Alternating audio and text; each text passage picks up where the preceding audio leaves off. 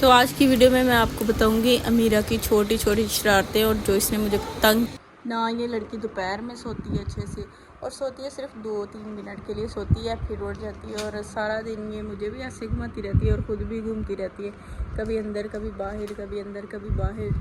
पता नहीं क्यों आज मैं बहुत ज़्यादा परेशान हूँ और ना ही मुझसे कुछ हो रहा है, ना कुछ खाया पिया जा रहा है और बस टेंशन में ही सारा दिन गुजरा है। मुझे नहीं पता कौन सी टेंशन है। एक तो मेरे पास वो मेरी फीड में इतनी ज़्यादा वीडियो आ रही है जो वो पानी है ना ग्लेशियर से गिरा हुआ है, नेपाल का वाक़या है जो, तो वो मेरे सामने आई जा रही है और ऊपर से मैं इतनी ज़्यादा परेशान हूँ, पता नहीं क्यों इतना।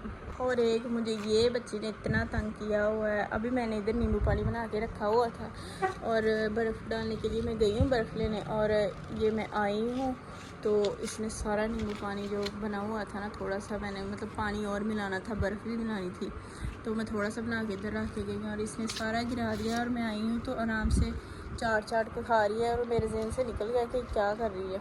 तो मैं फिर देखा तो वो सारा मीठा पानी सारा इधर बेड पे इसने गिरा दिया ना। ये लड़की दोपहर में सोती है अच्छे से और सोती है सिर्फ 2-3 मिनट के लिए सोती है, फिर उठ जाती है और सारा दिन ये मुझे भी ऐसे घुमाती रहती है और ख़ुद भी घूमती रहती है, कभी अंदर कभी बाहर, कभी अंदर कभी बाहर। और इतना इसने मेरा नुकसान किया है, बेड का भी और पानी वो चीनी भी ज़ाया होगी। मेरा दिल घबरा रहा था, कुछ खाया नहीं जा रहा था, मैं सोचा चलो नींबू पानी पी लेती हूँ, लेकिन ये लड़की है ना बहुत तेज़ है ये और कोई चीज़ ये नहीं छोड़ती, कोई चीज़ नहीं ये छोड़ती ख़राब करने वाली।